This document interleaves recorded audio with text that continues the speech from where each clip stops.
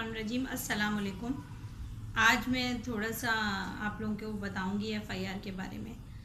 Normally जो है वो पब्लिक बहुत परेशान हो जाती है एफआईआर के वक्त, जब कभी कोई ऐसा जुर्म सरजद हो जाए और जब उसको एफआईआर कटवाने की ज़रूरत पेश आए और जो है वो पुलिस स्टेशनों में एफआईआर नहीं काटी जा रही होती जल्दी से। जो भी प्रॉब्लम्स शहरियों के सामने अंदर पेश आते हैं, उसकी एक बड़ी वजह ये भी होती है कि लोगों को अपने हुकूक का, अपने राइट्स का पता ही नहीं है।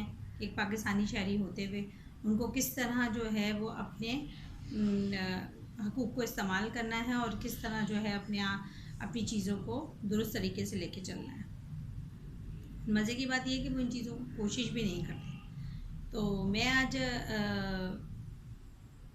अपने यही इसी फील्ड के हवाले से एडवोकेसी के वकील होने के नाते से मैं ये चाहती हूँ कि आप सब लोगों को पता चले कि एफआईआर जो है वो एक बेसिक रिपोर्ट होती है, एक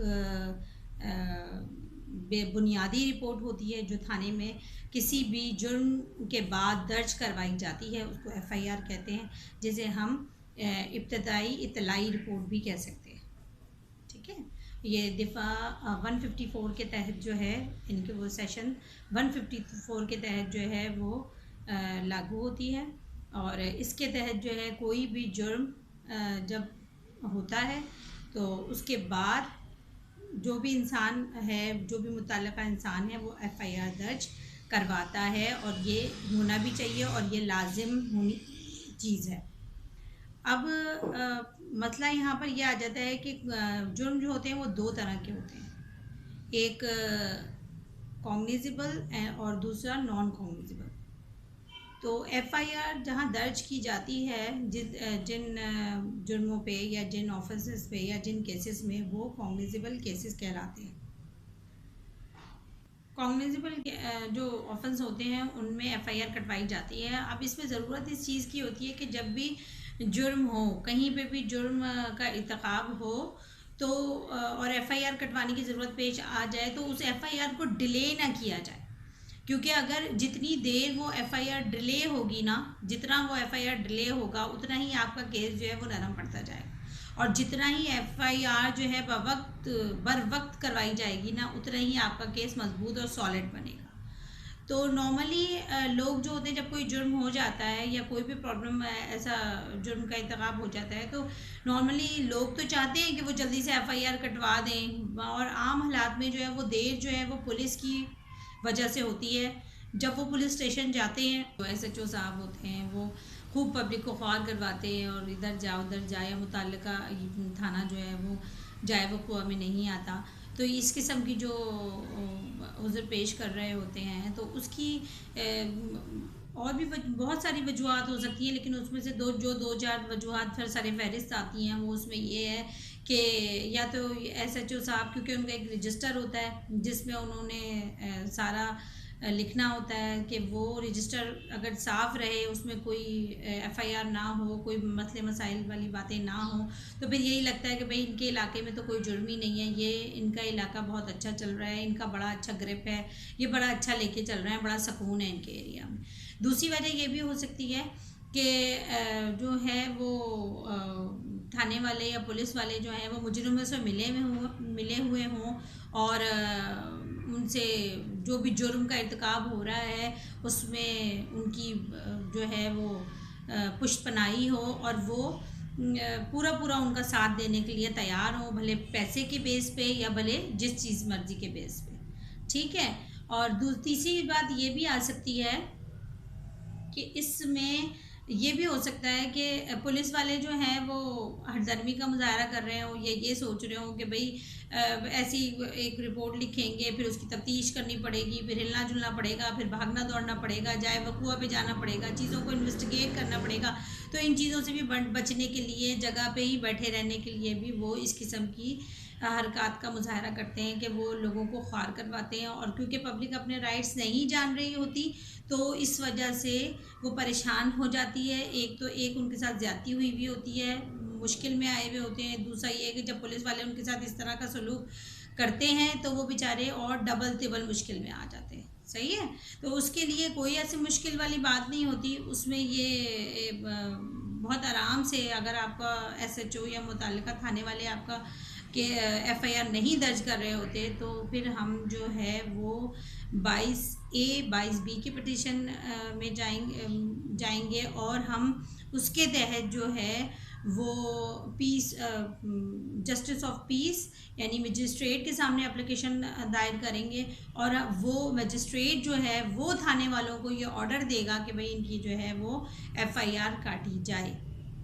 ये बात आती है कि एफआईआर जो है वो किस पे काटी जा सकती है और कौन कटवा सकता है। तो एफआईआर जो है वो किसी भी उम्र के किसी भी शख्स पे काटी जा सकती है और एफआईआर जो है वो हर उम्र का बंदा कटवा सकता है, यानी कि माइनर भी एफआईआर कटवा सकता है। माइनर हम जो है वो कानूनी ज़बान में जो है वो 18 साल से कम उम्र को कहते हैं, तो लेकिन एफआईआर जो है वो 18 साल से कम उम्र का भी शख्स जो है वो एफआईआर जो है वो कटवा सकता है। एफआईआर कटवाई जा सकती है। एफआईआर कोई हतमी फ़ैसला नहीं होता, किसी किस्म का कोई डिसीजन नहीं होता, किसी किस्म का कोई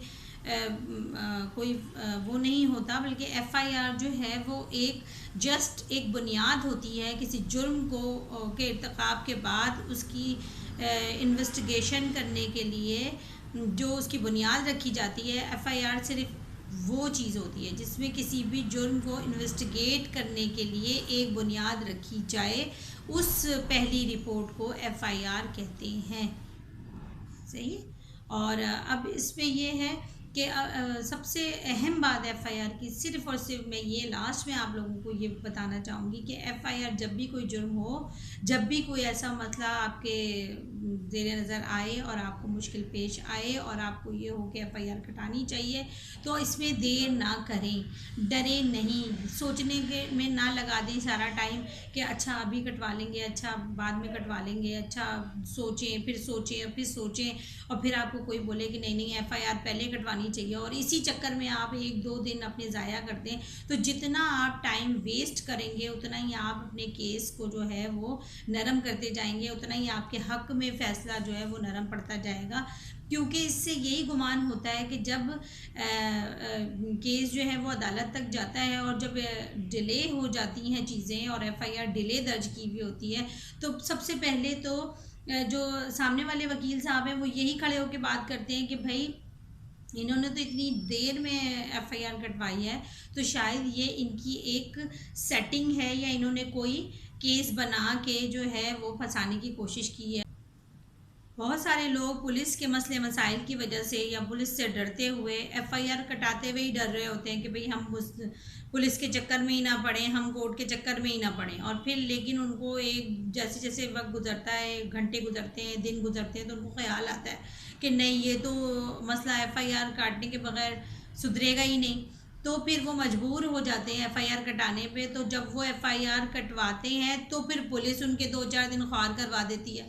तो ये आप लोग प्लीज़ ना करें। जब कोई ऐसा बड़ा जुर्म हो तो होना तो ये चाहिए कि वहीं देन एंड देयर ही आप 15 पे कॉल करें और पुलिस को उधर ही बुलाएं कि भाई यहाँ ये जुर्म हो गया है, आप आइए अभी एफ़आईआर काटिए, होना ये चाहिए। और आप अपनी रिपोर्ट को आप अपनी जो फ़ोन कॉल है उसको रिकॉर्ड कर लें। आजकल तो डिजिटल हमारे पास इतनी फैसिलिटी आई हुई है जिसका कोई हिसाब नहीं। तो आप उनको बोलें भाई एफ़आईआर अभी काटें आप देन एंड देयर। तो इस तरह भी किया जा सकता है। बाकी ये कि अगर आपके और मामला दुरुस्त नहीं तरीके से आपसे सेटल नहीं हो रहा है तो आप कोई अच्छा वकील करवाइए, आप कोई ऐसा समझदार वकील करवाइए जो आपकी इस पूरे प्रोसेस में जो है वो मदद करे। अगर आपकी एफ़आईआर थाने वाले ना काट रहे हों तो मजिस्ट्रेट को आपकी एप्लीकेशन दी जाए और फिर वो 22A की पटिशन में के तहत जो है वो आपकी एफ़आईआर वो आप थाने वालों को वो ऑर्डर करें मजिस्ट्रेट और फिर आपकी एफ़आईआर काटी जाए। तो आप किसी अच्छे एडवोकेट से भी इस सिलसिले में मदद ले सकते हैं। तो परेशानी की कोई बात नहीं होती। जितने भी लोग हैं, जितने भी हमारे कानूनी लोग हैं, ये सब हमारे माशरे में अपने फ़र्दों की, जो भी हमारे शहरी हैं उनकी मदद के लिए ही हैं। और हमारा काम है कि हम जो है वो लोगों की मदद करें जब उनकी ऐसी ज़रूरत हो। तो हम उनको मुश्किल में ना डालें, बल्कि उनको उनके राइट्स दिलाने में हम मदद करें। ये एक तरह से जो जो अल्लाह तबारक ताला ने हमें ये फ़र्ज़ सौंपा है, उसमें ये चीज़ भी शामिल है। कि यही कहना चाहूँगी कि अगर वीडियो पसंद आई हो तो लाइक शेयर ज़रूर कीजिए, और अगर आप लोगों का कोई क्वेश्चन हो तो आप कमेंट्स में मुझसे क्वेश्चन कर सकते हैं, कोई इशू नहीं है। मेरा नंबर स्क्रीन पे आ रहा होगा, उसके टाइमिंग्स हैं, तो जिस टाइम पे टाइमिंग्स जो लिखे गए हैं आप प्लीज़ उसी पे कॉल कीजिए। कोई इन्फॉर्मेशन लेनी हो, कोई बात पूछनी हो, कोई मसला नहीं है। और दूसरी बात ये है कि सब अपना बहुत ख़याल रखें, मसले मसाइलों से और जुर्मों से और गलत सलत चीज़ों से बचते रहें, और अपने हुकूक़ का जहाँ ज़रूरत हो वहाँ ज़रूर इस्तेमाल करें। अल्लाह हाफ़िज़।